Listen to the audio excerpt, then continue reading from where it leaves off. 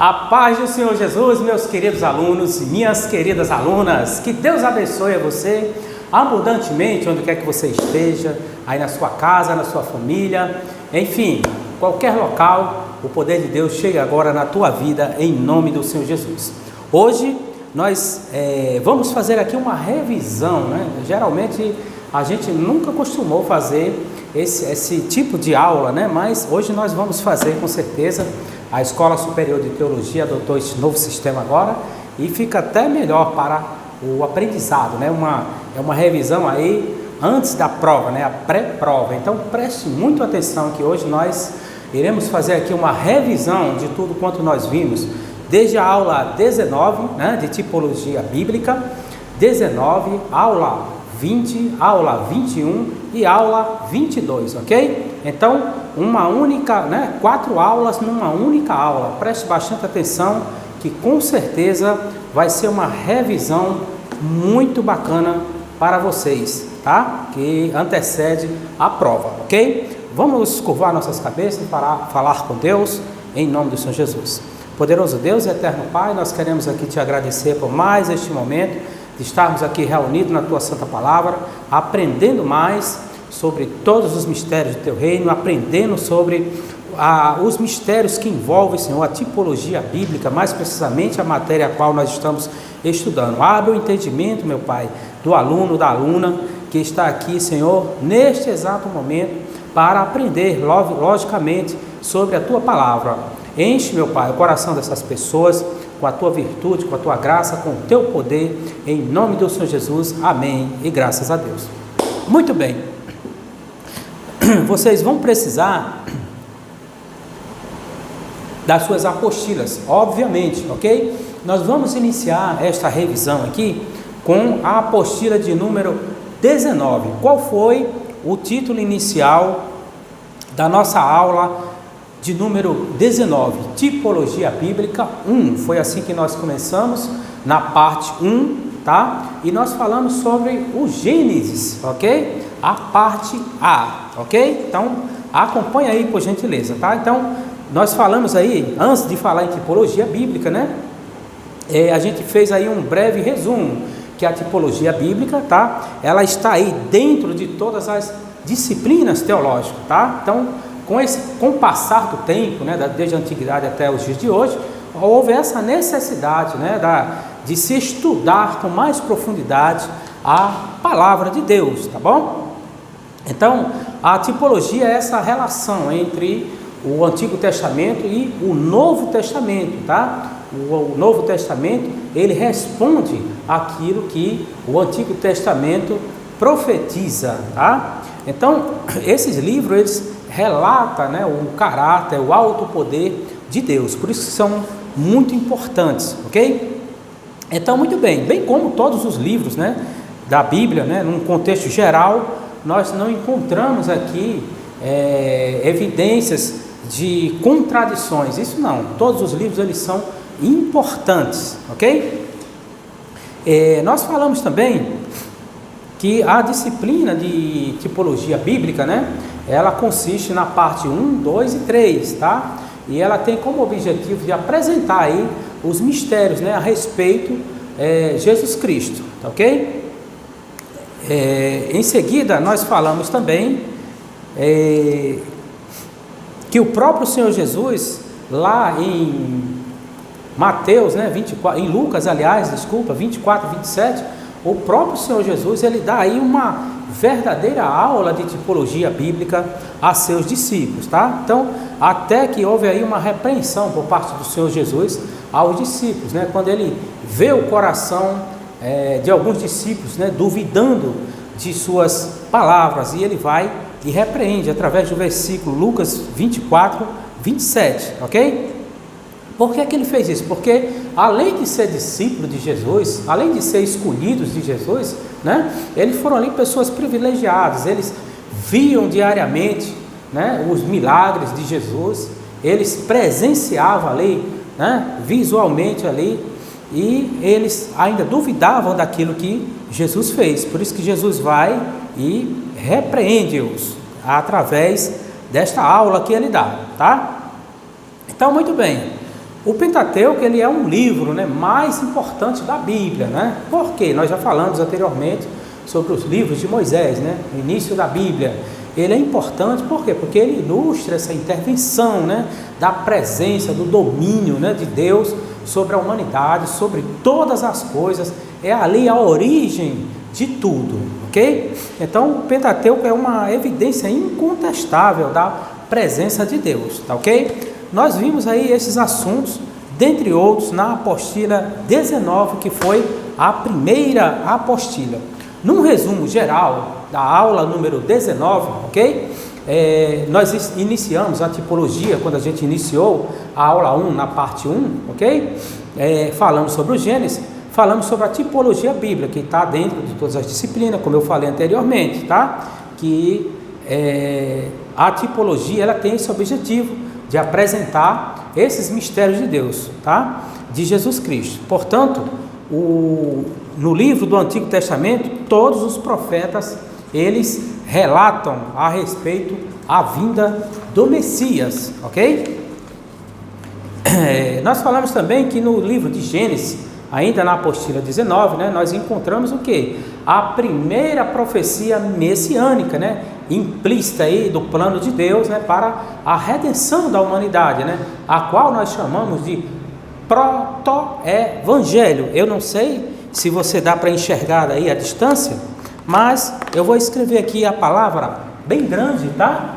Proto-evangelho, tá? Então preste muito atenção na prova para vocês não marcarem errado a questão, tá? Não é pronto evangelho, tá? Não é pronto, a palavra é proto-evangelho, tá ok? Só para esclarecer, tá? Em seguida nós vimos aí que todos os livros do Antigo Testamento, eles são importantes, né, no que diz respeito aí às profecias sobre Jesus, né? Mas os livros do Pentateuco, ou seja,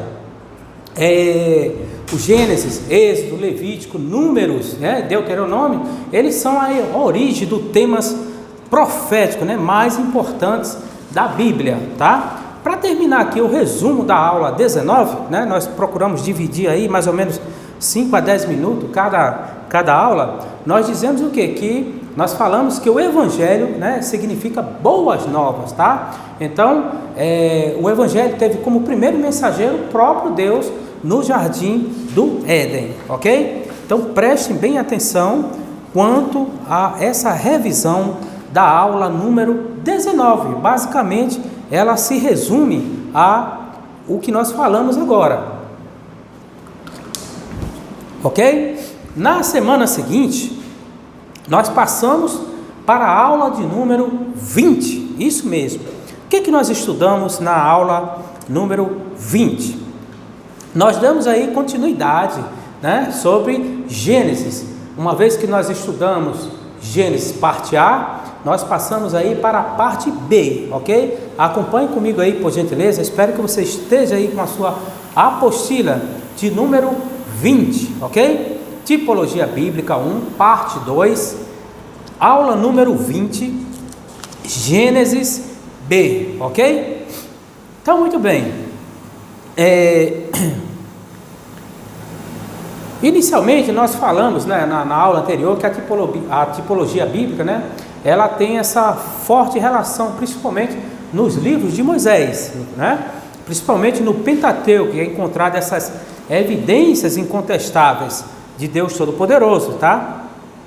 Então, muito bem, nós falamos também que alguns personagens bíblicos, tá, eles possuíam semelhanças, né, características com Jesus Cristo, né? Não foi nada espantoso que nós vimos aí vários personagens que têm essa semelhança com Jesus Cristo, né? Nós falamos de tipo, que é aquilo que usa, que só produz. Eu posso pegar o tipo, né? Nós falamos também de antítipo, né, nessa aula aí, que é o quê? Que é aquela figura que ela representa a outra, né? Ela se assemelha a outra, né? Uma identidade, ok?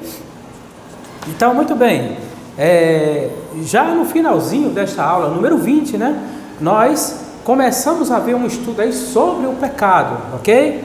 Então, hoje, além dessa revisão aqui do estudo, né? Sobre o pecado, nós vamos abordar aí a tipologia bíblica a respeito, né? Esses personagens bíblicos que tipificam a Jesus Cristo, ok? Então, muito bem, muitos foram os personagens que tipificaram a Cristo, que nós vimos também nesta aula número 20, né? O exemplo deles aí, o exemplo foi quem? Que nós citamos Abel, né? Melquisedeque, Isaac, a Arca de Noé. Mas como assim? A Arca de Noé é um objeto, né? Mas a escada de Jacó, tudo isso aí, objetos, mas eles tipificaram, tiveram uma característica que tipificam a Cristo, tá? Agora, um dos mais amados personagens das Escrituras encontrados, né? No livro de Gênesis, né? E que é um dos mais, digamos assim, completos tipos, né, de Jesus, do Senhor Jesus, é o próprio José do Egito, né? Todos nós conhecemos a história de José do Egito, que tipificam realmente a Jesus Cristo, uma das histórias que mais chamam a atenção, ok?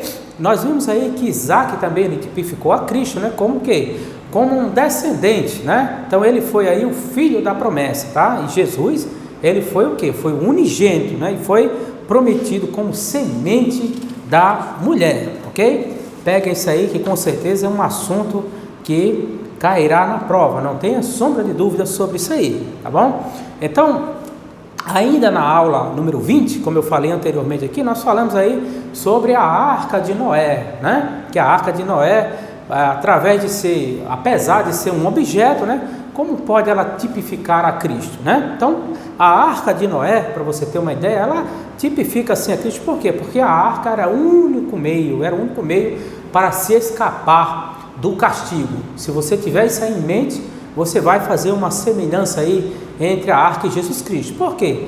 Porque Jesus Cristo, ele é o único meio, né, da salvação, da perdição eterna, ok? Por isso que nós falamos que a arca, ela tipifica também a Jesus Cristo.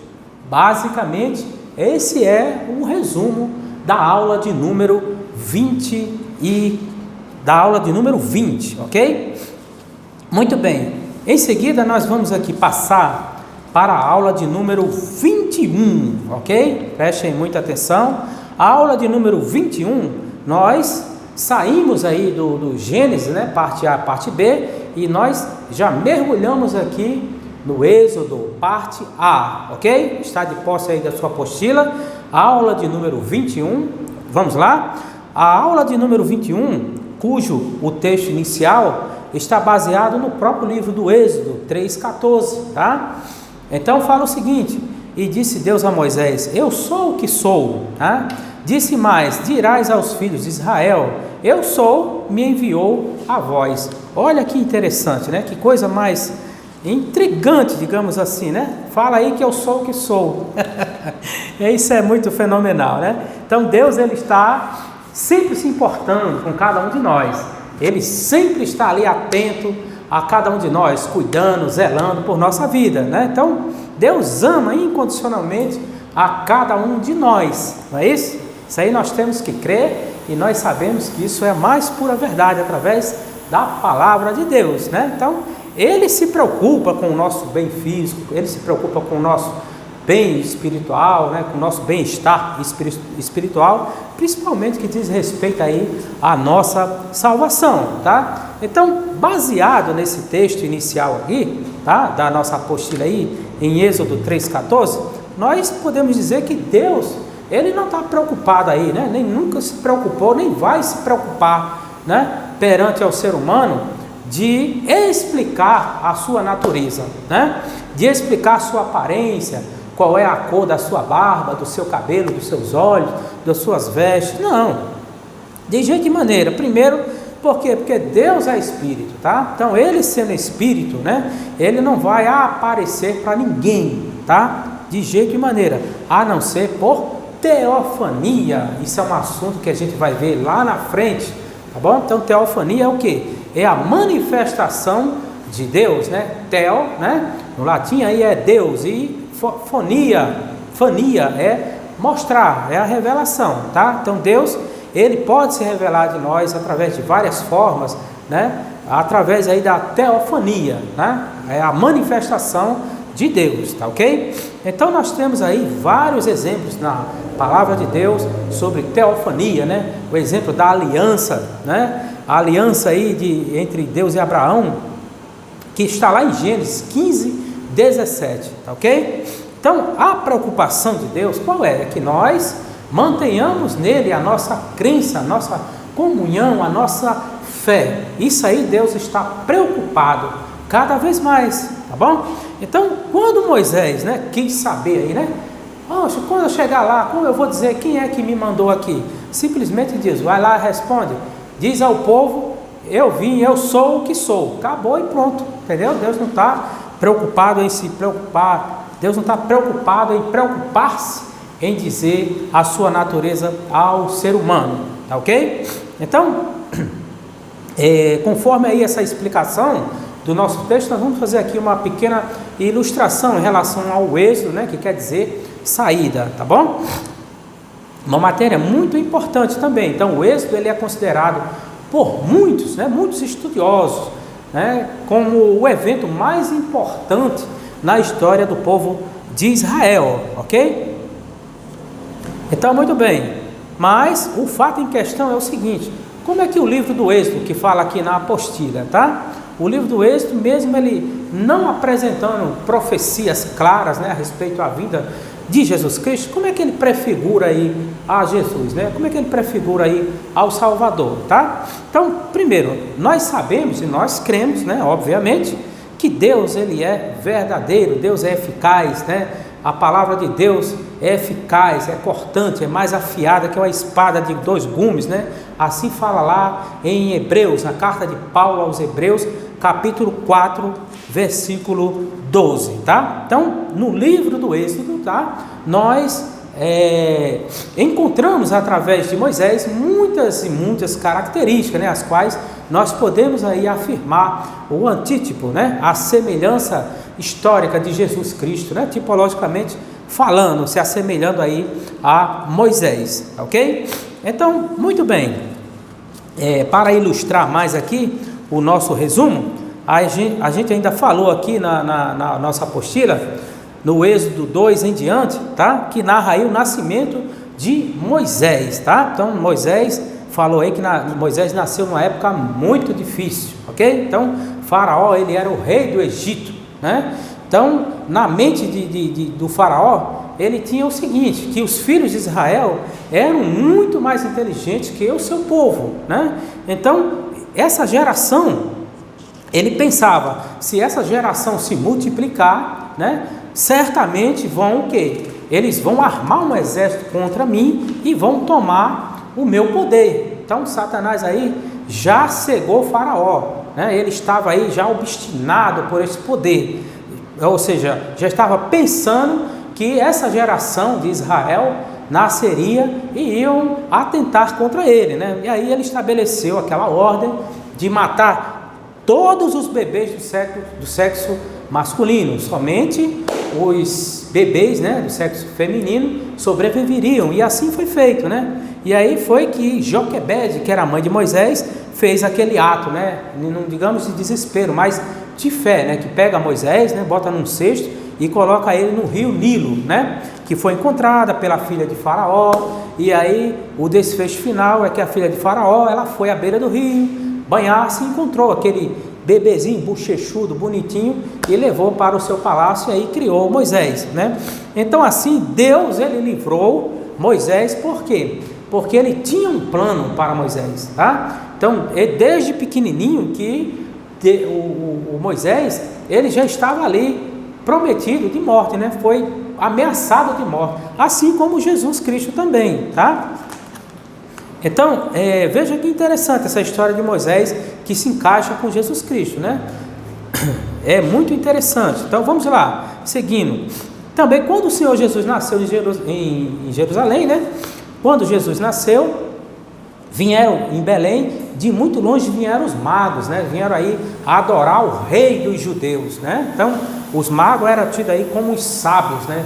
Sábios que estudavam o que? A medicina, estudavam astrologia, né? Então, eles receberam essa revelação de Deus que tinha que visitar o rei, né? Dos judeus. Que quando ele pergunta exatamente a Herodes, Herodes fica perturbado, né? Querendo saber mais sobre esse rei, né? E aí foi que, não é nem bom falar, como eu disse a vocês, do rei Herodes, a qualidade, né, satânica que ele tinha, que ele já arquitetava aí a matar a Jesus, tá? Então, quando a notícia chega aí a Herodes sobre o nascimento de Jesus, ele automaticamente ele já procura, né, os seus sacerdotes, ele já procura arquitetar aí a morte de Jesus, né?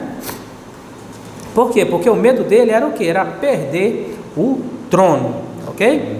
Então o diabo também, né, mesmo jeito que fez com Moisés, né, com o faraó, o diabo também fez na cabeça de Herodes, né? Já tinha colocado o desejo no coração de Herodes para matar a Jesus, tá bom?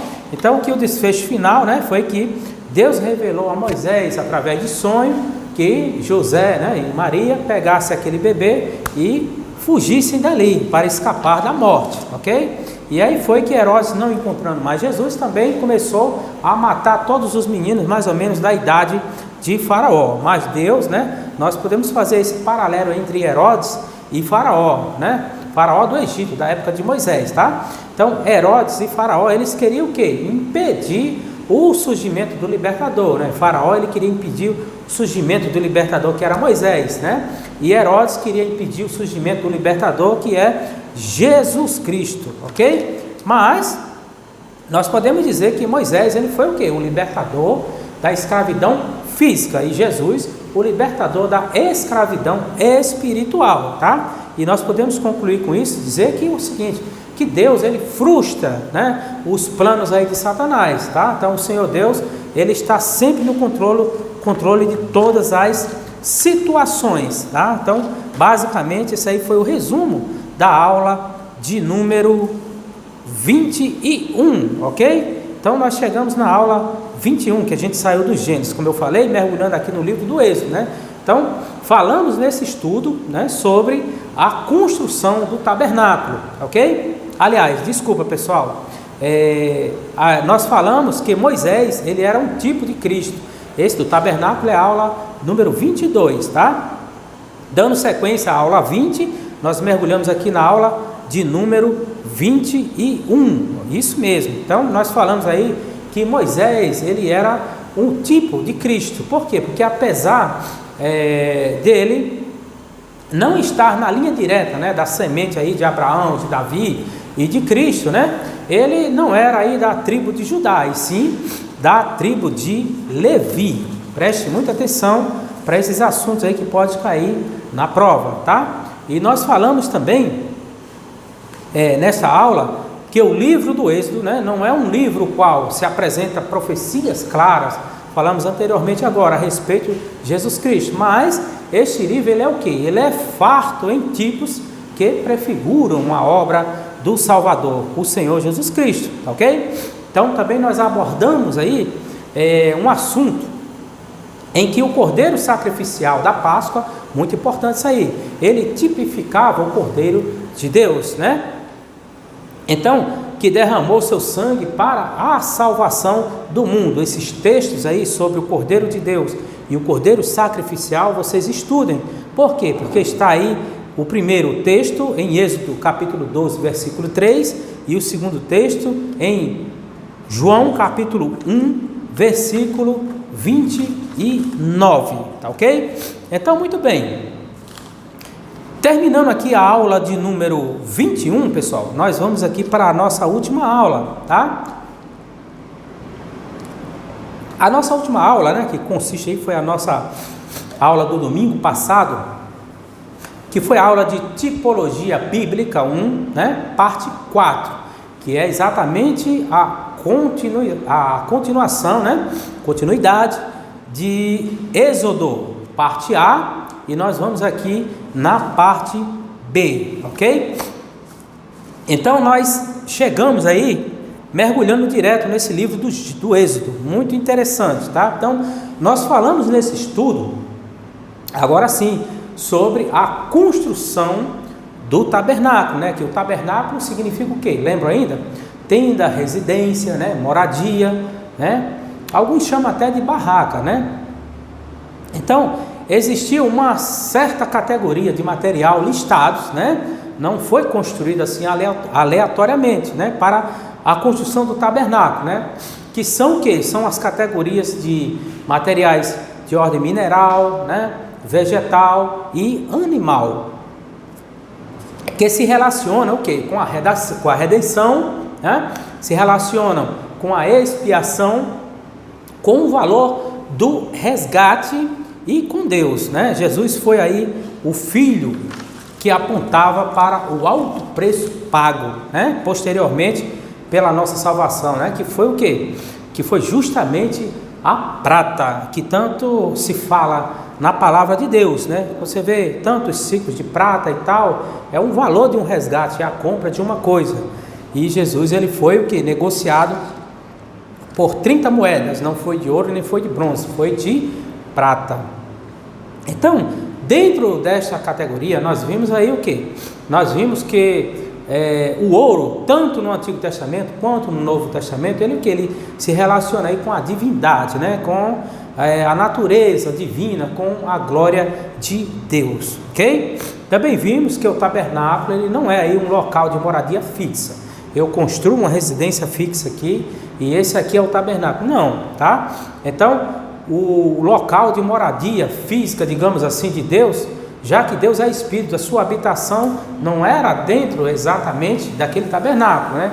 A habitação mesmo de Deus é na glória, uma vez que o tabernáculo, ele era móvel, né? Ele podia locomover ele de um lugar para outro, né? Era uma tenda que sempre era armada de um local e depois de outro local, ok? Então, muito bem, nós sabemos que Deus, ele o quê? Ele é sublime, então ele está no lugar do céu dos céus, né? Deus, ele sempre quis manter essa aproximação conosco, assim foi feito no tabernáculo, tá? Então, essa comunhão com o povo, não apenas aí essa comunhão com o seu povo, né? Mas Deus, ele desce, né? Para o quê? Para fazer morada no coração daqueles que o recebem, né? Que o recebem o quê? Em espírito e em verdade, tá bom? Então, muito bem, o tabernáculo, ele é a denominação dada ao local onde ficava o quê? Guardada a arca da aliança, tá? Então, desse modo, o tabernáculo, ele era entendido aí como uma espécie de santuário portátil, como eu falei aí para vocês, tá bom? Por quê? Porque ele podia ser facilmente, como eu falei anteriormente, transportado de um lugar para outro. Então, muito bem, em seguida nós falamos aqui que o tabernáculo também, ele era o espaço, né, de comunhão entre Deus e os homens, né? Lembrando que não era qualquer pessoa que podia entrar no tabernáculo, ok? Então, para se entrar lá, tinha o quê? Havia aí uma cerimônia, havia todo um ritual, todo um processo, né? Então, aquele lugar ali só era conferido somente aos sacerdotes e sumos sacerdotes, tá bom? Então, vamos compreender aqui, tá? Na apostila de número 22 de vocês, tem uma figura, né? Uma figura aí para a gente entender como é que eram os compartimentos do tabernáculo, como é que seria a planta, tá? Então, vocês localizam aí onde tem a palavra pátio, ok? O pátio, ele era o quê? Era uma área externa do tabernáculo, né? Então, ali podia ficar todas as pessoas cultuando, adorando, né? Porque sabia que a distância tinha o quê? Tinha a arca da aliança, as pessoas estavam ali na presença de Deus, ok? Mas tinha 3 pessoas que não podiam ficar ali, eram o que? As pessoas leprosas, os impuros e os castrados, né? Que é chamados aí de eunucos. Essas pessoas, né, pela lei de Moisés, não podiam estar ali, tá? Em seguida, vocês têm aí nessa figura da apostila número 22, né, que é a planta do tabernáculo, você tem aí o nome altar, ok? Então o altar era o local onde era feito aí o sacrifício, né? Logo aí ficava próximo aí à entrada, tá bom? Em seguida, depois da entrada, vocês têm o que aí? A pia, né? O lavatório, né? Era o local aí onde os sacerdotes eles se purificavam. Aliás, isso aí era extremamente vital para eles fazer esse procedimento. Eles não podiam fazer nada sem antes, né, se purificar, lavar as mãos, ok? Então, muito bem. Em seguida, nós vemos aí o lugar santo, tá bom? Então, que era o quê? Que era o primeiro compartimento do tabernáculo, tá? Que era um lugar dos sacerdotes, só conferia ali aos sacerdotes, não a qualquer pessoa, né? Qualquer pessoa que entrasse aí no lugar santo, ele seria fulminado, ok? Depois nós temos aí a mesa dos pães, tá? Então essas mesas dos pães era onde se colocava aí todo sábado, né, toda semana, 12 pães que os sacerdotes, né, consumiam esses pães consagrados ali mesmo. Esses pães eles eram sempre renovados, ok? Então em seguida nós temos aí o menorá, né, ou candelabro, né? Alguém já viu aí aquela espécie, né, de uma haste, né, com 7 braços assim, tá? Então ele tem esses 7 braços, né, com 7 lâmpadas também, que ficava aí dentro do tabernáculo aceso 24 horas, tá bom? De forma alguma podia apagar aquela chama, tá? E depois nós temos aí o local do incenso, né, que ficava aí em frente ao próprio véu. Você vê essas linhas ponteadas aí na planta, isso aí é o véu, tá? Então aí era o local, está lá em Êxodo 30 em diante, que é o local que queimava os incensos. Então era um lugar extremamente perfumado 24 horas, tá? Esse próprio véu foi justamente o véu que foi rasgado, tá? Para título de conhecimento. Em seguida nós temos o lugar santo dos santos, que era o último compartimento aí do tabernáculo, né? E o mais importante, né? Então ali ficava a arca da aliança, né? Tida aí como a presença de Deus. Então, a título de entendimento, a única coisa aí que separava, né, o lugar santo do lugar santo dos santos era justamente essa cortina, né? Era esse véu aí que um dia foi rasgado, né, na nova aliança, ok?